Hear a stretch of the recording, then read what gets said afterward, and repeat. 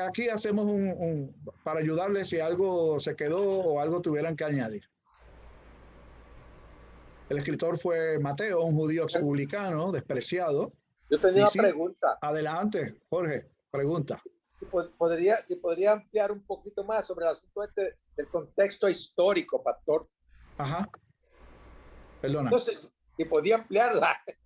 Sí. Miren, no sé si te refieres a qué nos referimos con el contexto histórico, o si específicamente quieres conocer un poco de información acerca de cuál era ese contexto histórico que vivía la iglesia. No, el contexto histórico de aquí del pasaje sí lo tenemos ahora. Ajá. Pero en términos generales, el contexto de otro pasaje, por ejemplo. Ok, miren, como estamos atendiendo un libro que es un libro narrativo histórico, ¿no? Los evangelios se consideran, además de evangelios, se consideran libros históricos, porque narran una historia, ¿no? Y una historia real, lo que sucedió en la vida de Jesús, en su ministerio, como el libro de Hechos también es otro libro histórico. Entonces, cuando nos referimos al contexto histórico, nos estamos refiriendo al momento en el que el escritor escribe. Cuando Mateo está escribiendo, por utilizar el caso de Mateo, o cuando Juan escribió, cuando Lucas escribió, cuando Marcos escribió, eso es el contexto histórico. ¿Qué estaba sucediendo en el entorno de la iglesia en el momento en el que estos hombres escriben? A eso nos referimos con el contexto histórico. Muy bien, gracias. Esto nos ayuda, nos ilumina, porque uno, a la hora sobre todo de conectar el contexto literario, o sea, lo que se narra, con la situación en particular. ¿Ok? O sea, sí. Ajá. Jorge. O sea, que en el pasaje que estamos viendo hoy, el contexto histórico que se trajo ahorita, que usted mencionó, que los judíos no recibían bien el mensaje de Cristo, en el pasaje de hoy, se ve reflejado eso nuevamente con los saduceos y los fariseos. ¿Estoy claro? Sí, okay. pero tenemos que diferenciar que lo que se narra, cuando hablamos de lo que está narrándose allí, que es el encuentro que Jesús tiene con fariseos y saduceos, ese es el contexto literario. ¿Ok? Sí, por eso, pero que la parte histórica es la negación, la no aceptación.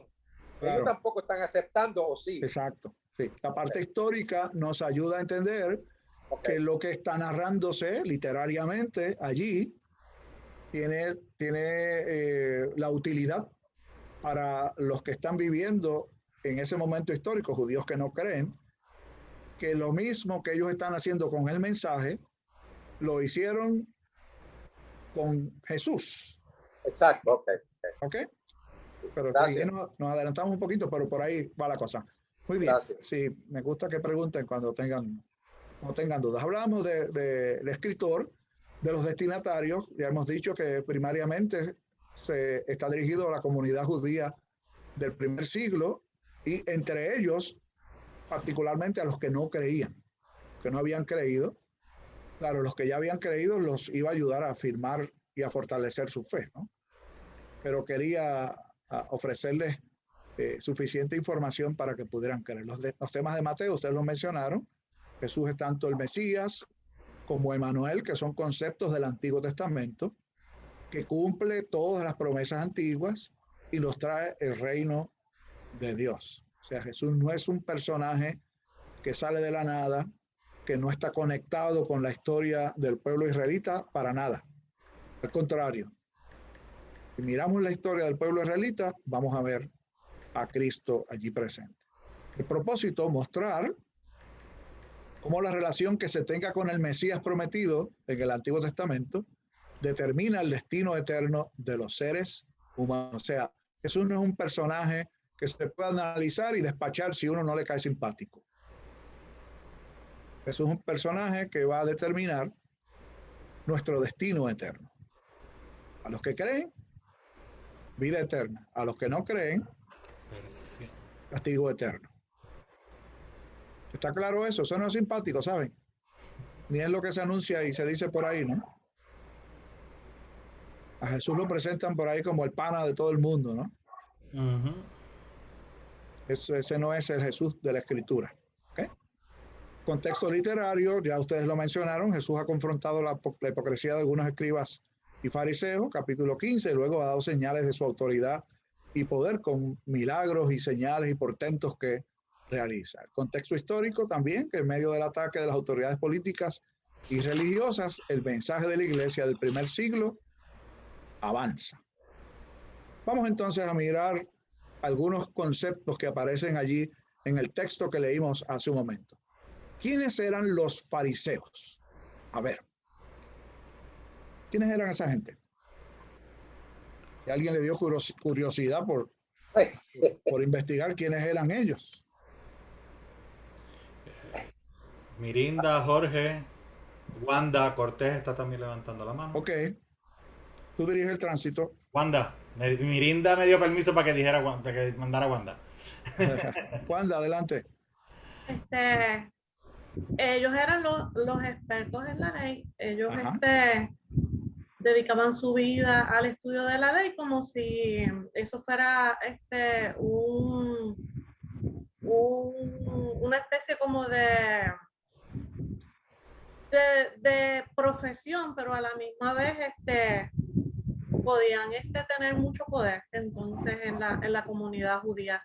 En aquella época tengo entendido que el contexto histórico es que bajo la opresión de política que había con Roma, pues los fariseos habían asumido mucho poder moral, porque ellos entonces con más razón se creían que eran los que podían decidir las cosas, decidir quiénes o quiénes, qué era o qué no era propicio para la vida judía. Por lo que Jesús se enfrentaba y los discípulos a unas personas que eran muy celosas del poder que ostentaban. Muy bien. ¿Quién más? ¿Quién quiere añadir algo? Era uno de tres partidos políticos. Ajá. Políticos religiosos. Religiosos, los más rigurosos. Ok. Mirinda. Un dato que conseguí fue que al principio este grupo surgió con buenas intenciones, ya que deseaban preservar la cultura judía, pero posteriormente el poder corroe, y así que se apartaron de guardar la ley, realmente se enfocaron en guardar la ley, pero lamentablemente dieron más importancia a las tradiciones, a la misericordia y al espíritu de la ley. Al principio, con muy buenas intenciones, pero después se fueron dañando. Muy bien. ¿Alguien sabe qué quiere decir la palabra fariseo? Separado. Miren, todo este ejercicio uno lo debe hacer cuando va a estudiar la palabra, ¿saben? Encuentra una palabra allí, no la dé por leída, póngase a mirar, lee, busque un diccionario. ¿Qué significa la palabra fariseo? Literalmente quiere decir separado. Y era uno de los partidos religiosos más poderosos que existía en la época. De hecho, muchos fariseos eran miembros del Tribunal Supremo Judío, que era el Sanedrín. ¿Okay? Y los hemos visto nada más que un poco, ¿verdad? En dos pasajes distintos, pero lo vamos a encontrar en muchos otros lugares en los evangelios como personas que están siempre pendientes de que lo que se haga esté en ley, de que no viole la ley. Ellos, los que estaban bien pendientes de que no se cumpliera, de que se cumpliera la ley al pie de la letra y de que no se violara la ley de ninguna forma. Y eso lo vimos hace un rato con el asunto del lavarse las manos, ¿no? Ellos estaban pendientes. ¿Por qué los discípulos no se lavan las manos? ¿Ok? Este otro grupo que aparece aquí, saduceos, ¿quiénes eran? Lourdes. Sí, yo encontré que decía que los saduceos, también conocidos como sadoquitas, son los descendientes del sumo sacerdote Sadoc, de la época de Salomón. El nombre de Sadoc significa justicia o rectitud, por lo que saduceos puede interpretarse como justos o rectos. Y da por ejemplo que Caifás era saduceo. Muy bien. ¿Algo más sobre los saduceos? A ver si encontraron algo la más de estos resurrección. Ajá, Johnny, sí, eso. Sí, que no creían en la resurrección. No creían en la resurrección. Fariseos sí creían. Saduceos no creían en la resurrección. ¿Ok? Ni en la llegada del Mesías. Tampoco creían en la venida del Mesías. Ok, Wandy tiene su mano levantada. Correcto. Pues yo, Sí. ellos controlaban y mantenían el templo y tenían la mayor influencia religiosa y política dentro del judaísmo. Muy bien. Particularmente en Jerusalén, eran de familias de sacerdotes más influyentes. Bien. Algo más de estos chicos. Los saduceos también, pastor, eran los aristócratas de ese tiempo.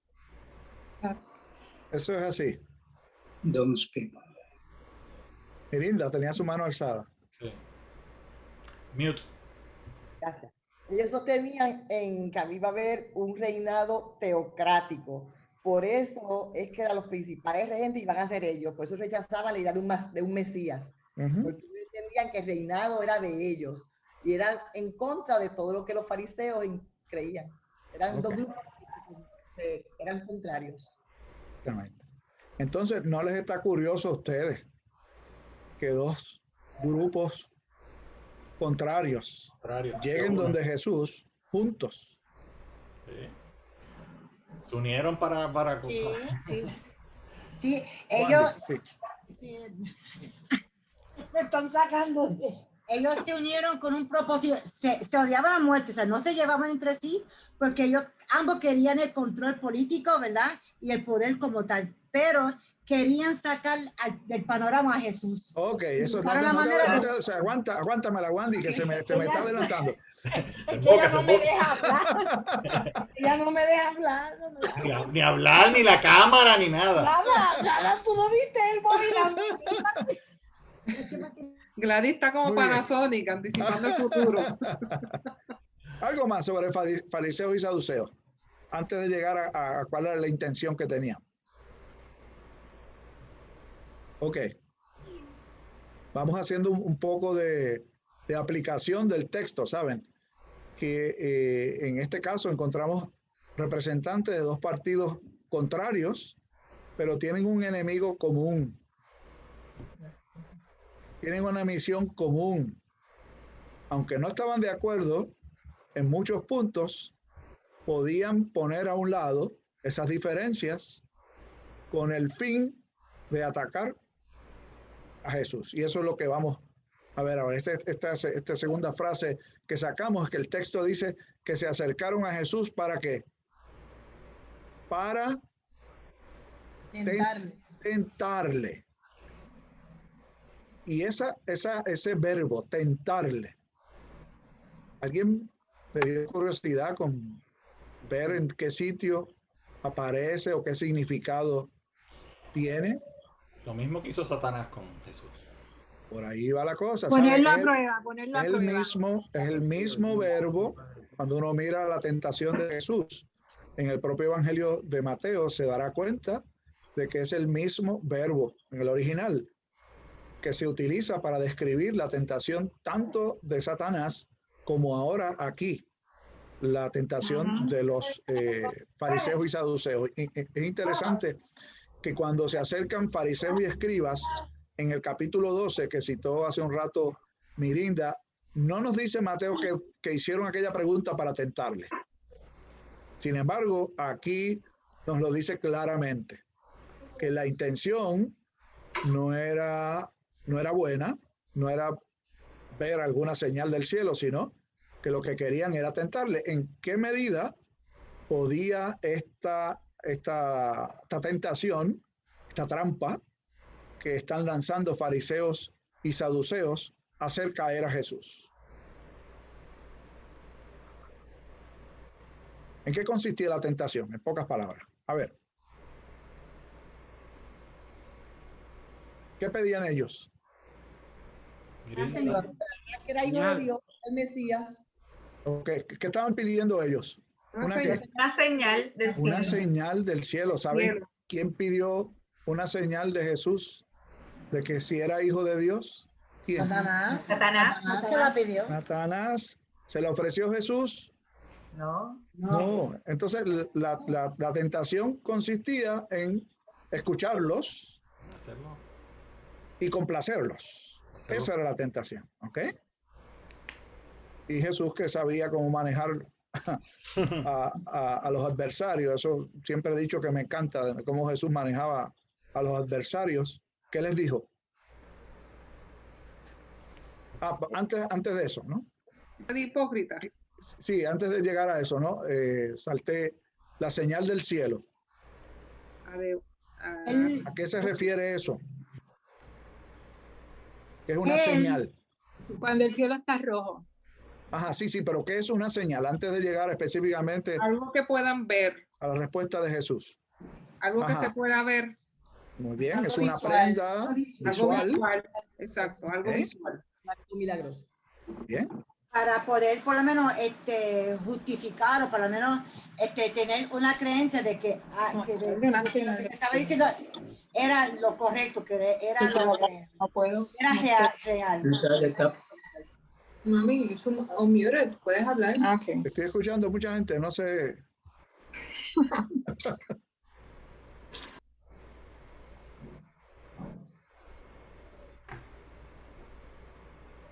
Ok, volvemos. Sí. Muy bien, la señal del cielo, en este caso, era una prueba, una prenda de la autoridad de Jesús. De hecho, en el Antiguo Testamento uno encuentra lugares, particularmente en el libro de Deuteronomio, en donde Dios instruye a su pueblo para decirle que si llega a ti algún profeta diciendo que viene de parte de Dios, tú tienes que verificar si las señales que está mostrando son señales verdaderas o no, ¿no? Si lo que anuncia se cumple, es una señal verdadera, ¿no? Pero incluso también el libro de Deuteronomio nos dice que para un verdadero profeta del Señor, si la señal es guiar al pueblo de Dios, no hacia Dios, sino hacia los ídolos o hacia los hombres, ya con ello eso es una señal más clara, más que clara y contundente de que no es un enviado de Dios realmente. Así que una señal del cielo era una muestra de que la persona era un auténtico enviado de Dios. Ellos están pidiendo esto de parte de Jesús. Pregunto, ¿había ofrecido Jesús señales? ¿Había presentado ya pruebas, evidencias de que él era el enviado de Dios? Sí. Un montón. Muchísimas, ¿ok? Entonces, la autoridad de Jesús, aunque estaba en juego para ellos, había sido demostrada de muchas maneras. Y nada más que si miramos el contexto literario, ustedes podrían ver nada más que en el capítulo 15 muestras de esa autoridad que Jesús tenía, que lo autenticaba como un enviado de Dios. ¿Ok? ¿Cuál fue la respuesta de Jesús a la solicitud de señales del cielo? ¿Qué les dijo? Hipócritas. Sí, ¿por qué son hipócritas? Porque le creen a las señales de... ¿Cómo es que más todas las señales que él había hecho no le creen, más sin embargo le creen a otras? ¿Cuál es el ejemplo que utiliza Jesús? Estuvo interesante, ¿no? Sobre todo en este tiempo de huracanes, que la gente está pendiente de... Ellos eran buenos pronosticando el tiempo, ¿saben? Tempestad. Ahora una tempestad. Sabían, aunque los cielos estuviesen parecidos, porque arreboles es cielo rojizo, ¿no? Pero podían distinguir entre un cielo rojizo a una hora del día y un cielo rojizo a otra hora del día para anunciar cómo iba a estar el tiempo. O sea, en eso no se equivocaban, eran buenos anunciando el tiempo, así que si estuvieran en nuestro tiempo, Adamonzón estarían líos, ¿no? Porque ellos eran buenos anunciando esas señales. Y fíjense que es interesante, ¿no? Porque los arreboles y las señales que ellos ven es en el cielo. En el cielo, exacto. El cielo rojizo con nubes, pero les llama hipócritas, porque esas señales del cielo las conocen, pero ¿qué otras señales no conocen? Son las señales de los tiempos. Y fíjense que aquí la palabra tiempo, no sé si alguno de ustedes hizo esa asignación. La palabra tiempo, la palabra que se traduce aquí por tiempo, en el original no es cronos, que es la que usualmente se utiliza para referirse a las estaciones del año, a los meses, a los días, a los años, a las generaciones. Aquí la palabra que se utiliza no es cronos. ¿Alguien examinó cuál es? La que se traduce por tiempos aquí es kairos. No es cronos, es kairos. Y kairos, a diferencia de cronos, que se refiere al tiempo en términos cronológicos. De medición. Exacto. El kairos se refiere a las características de los tiempos. Es decir, es a las señales de los tiempos, a lo que los tiempos indican, no en términos de edades, sino a los mensajes que uno puede interpretar el tiempo. Si en pocas palabras uno pudiera distinguir la diferencia entre cronos y kairos, es que el cronos es el tiempo cronológico y kairos es el tiempo oportuno. Es decir, cuando hablamos del kairos es que tiene que decirnos Dios, que Dios nos está diciendo a través del tiempo, cómo Dios nos está hablando hoy. Y ellos no podían ver las señales del tiempo de Dios, el tiempo oportuno, solamente las señales cronológicas. ¿Ok? Preguntas, comentarios hasta aquí. Ese es un dato interesante para uno poder ver por dónde iba la pedrada que Jesús le estaba tirando a esta gente. ¿Ok? Se podía ver el negocio de ellos era guiar espiritualmente al pueblo, pero no eran capaces de hacerlo. Ellos sabían más de pronosticar la lluvia que de anunciar los tiempos de Dios. Johnny. Sí, me atrevería a decir que Jesús, conociéndolo y con todo lo que él había hecho, que lo que verdaderamente sí que tenían que ver y analizar, que era el mensaje que él estaba llevando y los milagros que hacía, o sea, las señales, ellos no le estaban dando la importancia que verdaderamente tenía que ser, o sea, no lo estaban aceptando. Exactamente. Sí, uno debería concluir que si alguien debía tener datos suficientes para discernir que Jesús era el enviado de Dios, eran los escribas, eran los fariseos, eran los saduceos, eran los líderes, porque se dedicaban a estudiar la Biblia, el Antiguo Testamento, pero como dijo Mirinda hace un rato, se desviaron y dejaron de estudiar el texto para encontrar el mensaje de Dios y se fueron por la tradición de los hombres.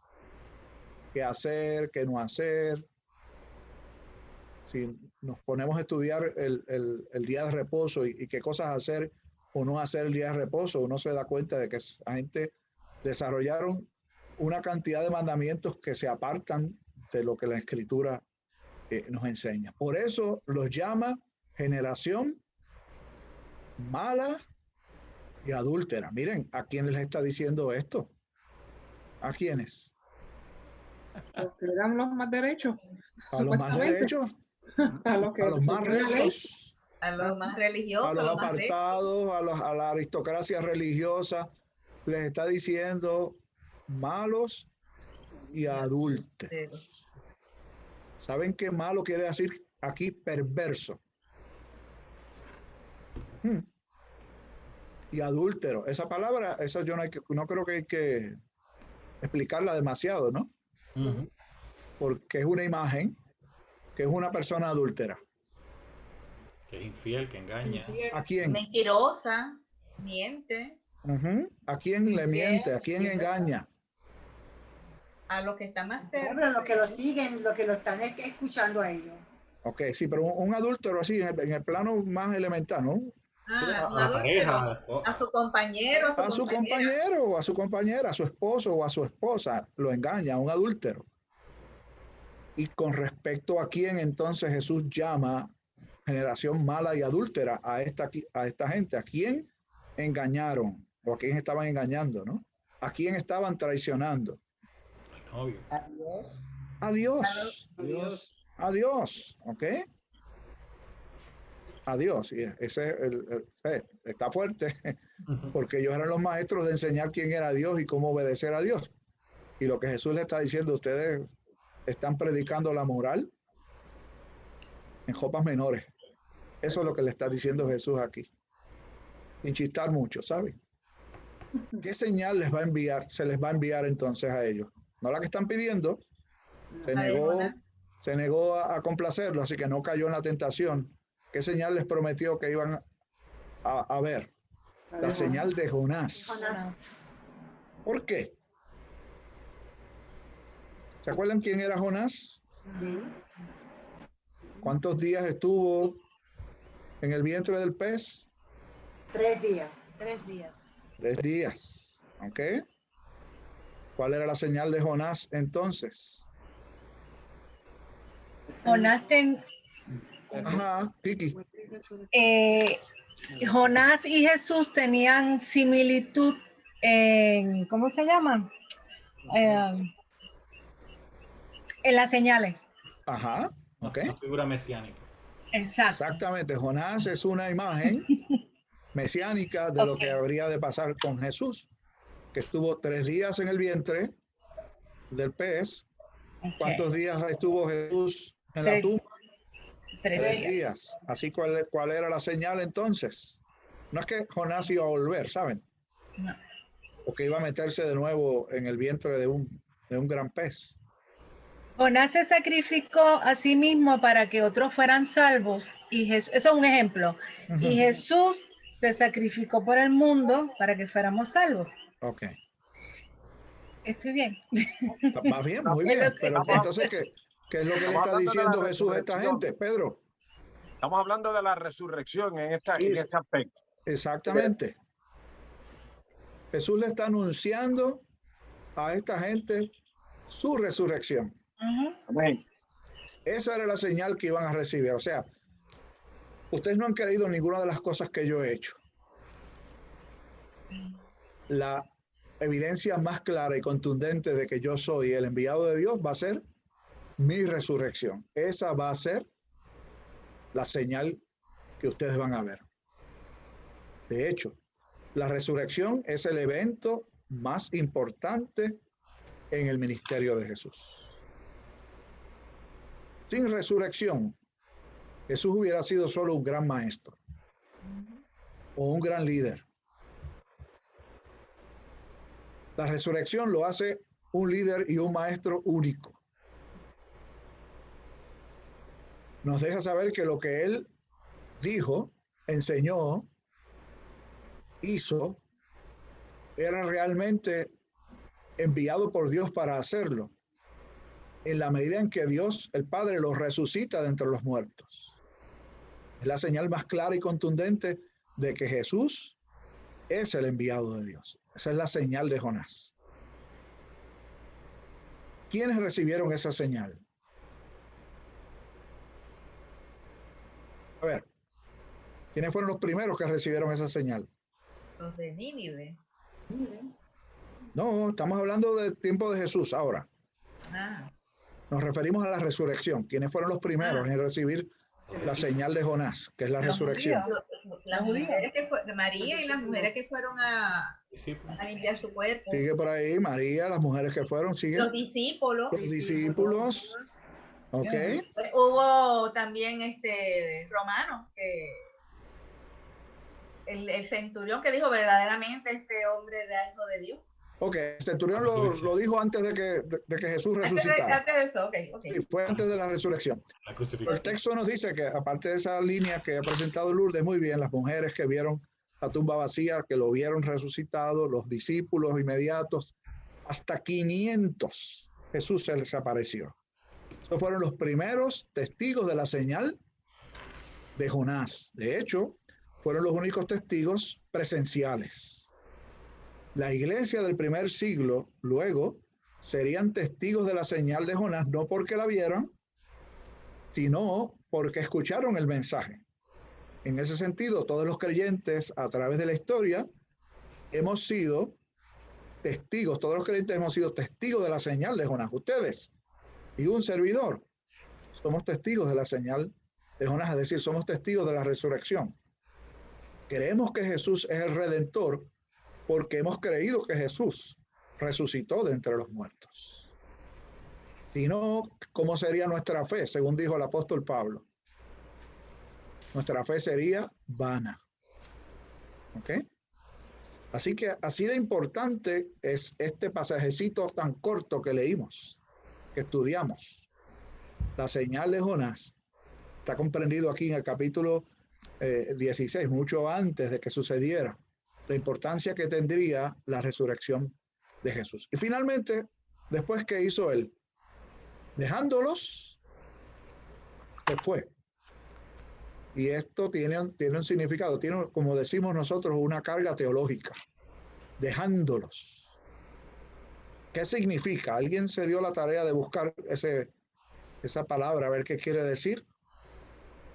Solo quien tiene o quien posee o quien es dueño puede dejar algo, autoridad, poder. Ok. ¿Quién los dejó?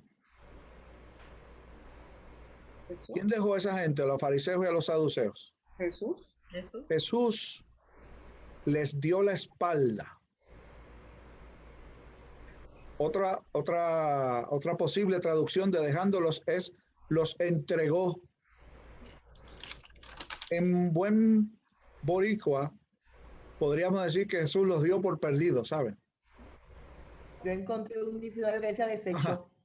Los desechó, exactamente. O sea, los dio por perdidos. O sea, ustedes no se puede no tenemos nada más. De hecho, se vuelve a encontrar con ellos un poquito antes de su juicio, que vuelven a aparecer. Pero Jesús les dio la espalda. Y eso es terrible, ¿saben? Es una señal de juicio. El que Jesús le dé la espalda a alguien es una señal de juicio. Es como para decir un ay. Saben que los ayes de Jesús, conocemos las bienaventuranzas, ¿no? Ustedes esa expresión, ¿no? Las bienaventuranzas de Jesús, pero las bienaventuranzas tienen una contraparte. Son los ayes, ¿ok? Y los ayes es una expresión de maldición. Ay de los que tal cosa, ay de los que tal otra cosa. ¿Okay? Pastor. Ajá, adelante. Estaba viendo los versículos que colocan al lado de los textos Sí. y citan a Mateo y citan a Marcos 8, 11 al 13. Entonces ahí dice que es interesante porque dice, y gimiendo en su espíritu dijo, ¿por qué pide señal esta generación? De cierto digo que no se dará señal a esta generación.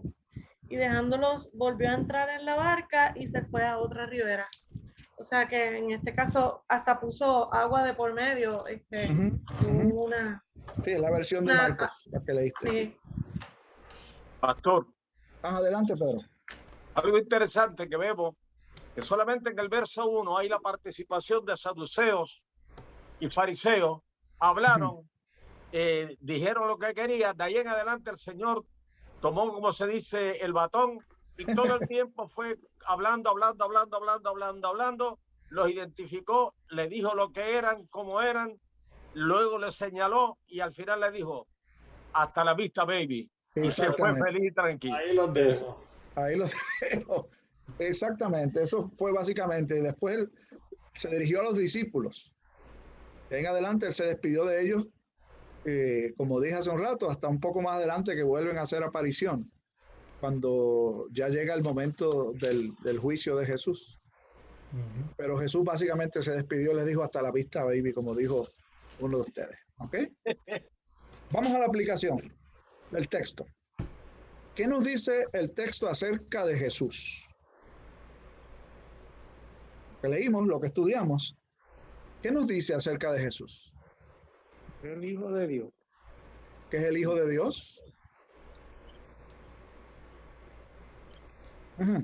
Resiste la tentación.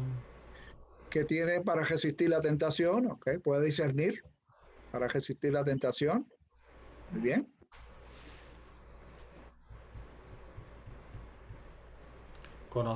Conoce las intenciones o el corazón más allá de las palabras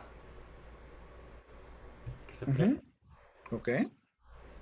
¿Tiene autoridad Jesús? Presenta autoridad en todo Es momento. el líder y maestro único. Exactamente. Lo que nos está mostrando estos 4 versículos que leímos, que cuando hablamos de Jesús nos estamos refiriendo a la persona que Dios envió, que tiene la autoridad suya, ¿ok?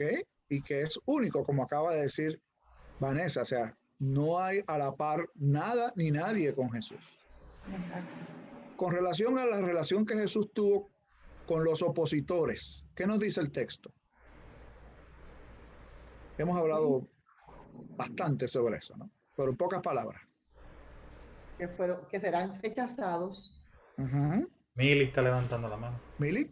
Él fue bien, él los confrontó, él no los huyó, él los enfrentó y obviamente les mostró toda su autoridad, y yo entiendo que al dejarlos, los desechó y le dice, mira, tú no vas para ningún lado. O sea, no tienen como diríamos por acá, no tienen break. Ok, muy bien, gracias Mili. Wanda y Gladys tienen su mano alzada. Sí, que para llegar a Dios, ¿okay? Dios envía a su Hijo a nosotros, ¿verdad?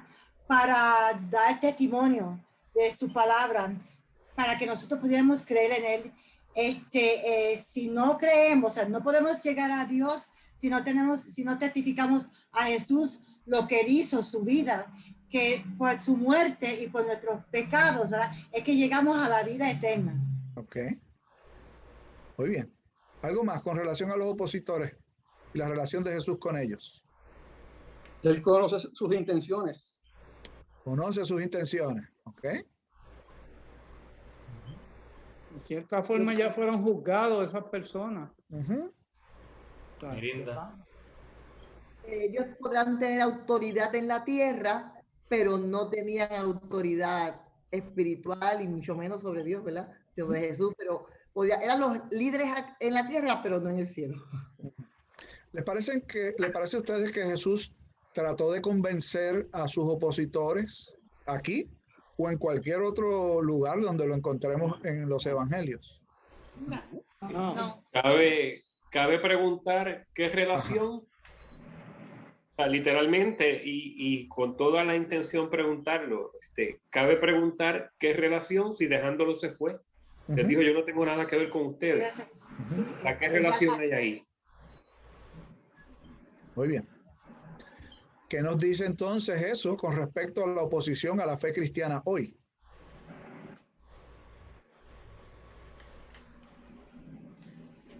¿Tiene opositores la fe cristiana hoy? Sí, hay muchos. Muchos, ok. Entonces, ¿qué nos dice el texto? Si Jesús trató así a los opositores en su tiempo, ¿no? ¿Qué hace hoy con los que se oponen a la fe cristiana? Jesús. De la misma manera los va a deshacer, o sea, los deja y yo no tengo ni parte ni suerte con ustedes aquí. Okay. No van a alcanzar la vida eterna, no la alcanzan porque no van a creer. No, bueno. ¿Son buenas noticias esas? Esto es bien fuerte. Eso es bien fuerte. ¿Quién dijo eso? Vanessa. Vanessa, eso es bien fuerte. Tú tienes toda la razón. ¿Ok? O sea, que no hay paños tibios como no hay medias tintas, exactamente. Con la nueva religión de que Dios es amor y todo está chulito, no hay paños tibios ahí. Ahí se ve claramente que no hay paños tibios. Ok. Oye, utilizando esa expresión tuya, Wandy, esa nueva religión. Sí, o sea, me refiero a todo lo que se escucha ahora, que bueno, que Dios es tan bueno que Él nos acepta a todos tal y como somos. Pues y entonces nosotros somos los que le decimos a Él lo que Él tiene que hacer por nosotros. Ok, entonces el Dios de esa religión es el Dios de la Biblia. No lo es. Para nada. Ok. Importante, ¿saben? Cuando uno analiza... Ellos piensan que sí, pero no lo es. Okay. Porque a veces hasta con la Biblia aquí le dicen a uno seguro. que Dios es el amor y de todo está chulito, pero no es así. Carlos Rodríguez está levantando. Carlos, bienvenido. Adelante, Carlos. Hola, hablando acá, saludo, hablando acá con Norma, ellos creen y piensan que es un Dios que no transforma. Ajá, exacto. No transforma. Pues que es tan bueno y tan chévere, como decía Wandy, y nítido, que lo que yo haga y como yo soy, yo voy a seguir haciéndolo y me va a aceptar y no, yo voy a seguir, soy yo, y soy yo, y soy yo. Y no va a haber una transformación en mi vida, no lo hace porque no lo están aceptando. Eso fue lo que pasó con Jesús. ¿Verdad que no? No. ¿Ustedes se acuerdan de algún fariseo, ya saliéndonos del texto bíblico, ¿verdad? O del texto de los evangelios, de algún fariseo que fue convertido?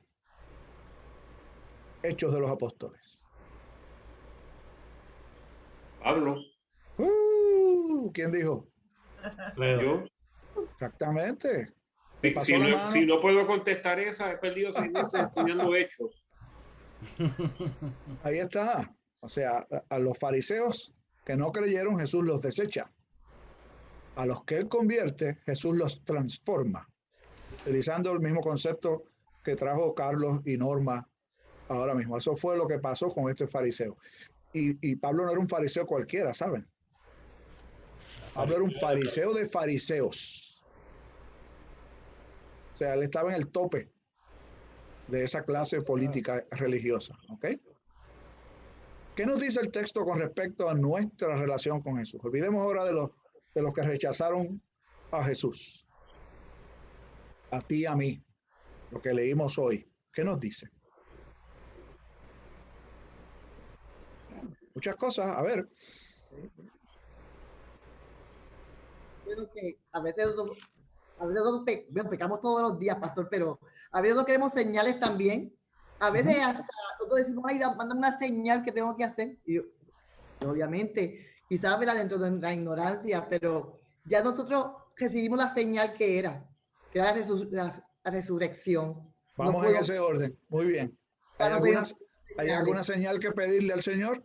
Nada. Aunque la oración, mándame una señal, pero eso no. No hace falta, ¿saben? Ya están ahí. Todas. Por ahí vamos. Muy bien. ¿Qué otra cosa aprendemos del texto? Pastor. Ajá, adelante, Wanda. Estaba pensando también que al él referirse a esa generación, es como si de alguna manera estuviera estableciendo una diferencia entre los que nunca van a recibir la palabra. Una distinción, así es. Ya ellos van y ellos piden señales y dan la apariencia de estar interesados, pero en sus corazones ya están alejados de tener una regeneración, digamos, ¿verdad? Claro, ya ellos habían tomado una decisión con respecto a Jesús. No tienen un interés genuino en conocerlo, ¿no? Angie, tiene su mano alzada. Sí. Sí, se ve claramente también el hecho de que nosotros no podemos, o sea, él no tiene que dar ninguna señal porque ya las tenemos todas. Y que él le da la oportunidad a todo el mundo, ya en aquel tiempo, según el texto, a los fariseos, a todos, a que sí, que crean en él y se presenta a todos. Y pues cada cual decide. Y si crees o no crees, bendito sea Dios, ¿no? Y si no crees, bendito sea Dios también, pero las noticias no son buenas al que no cree. Muy bien, ese es otro mensaje que el Señor nos ofrece a nosotros hoy. ¿Qué demanda el Señor de nosotros? A la luz de este texto. ¿Recuerdan la señal que se le iba a dar? Gladys tiene la mano. Ajá, aguanta, Gladys. Yo puse, es dar testimonio de la gracia de Jesús sobre nosotros, en que transformamos nuestras vidas para dar testimonio y testificar el amor de Dios para nosotros. También somos guiados por el Espíritu Santo que nos prepara a tener una vida hacia la vida eterna, creyendo totalmente en Él y nos guía para cumplir su voluntad en nosotros. Me contestaste las dos preguntas de nuevo, Gladys. ¿Tú estás viendo las notas mías? Yo creo que sí. Que no te dejen de llevar por dos personas bien importantes para mí, que es Don Jaime y Alfredito. Don Jaime, fíjate, te pusieron grande ahí, Jimmy. Buscándolo. Alfredito fue de cariño, Alfredito. Muy bien, lo primero, obviamente, nuestra relación con Jesús, por eso estas dos preguntas están en este orden. La relación que tengamos con Jesús va a determinar qué vamos a hacer con lo que el Señor nos dice en su palabra.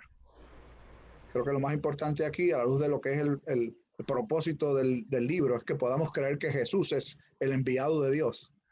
Así que lo recibimos como el enviado de Dios. Y una vez lo recibimos como enviado de Dios, ¿qué debemos hacer?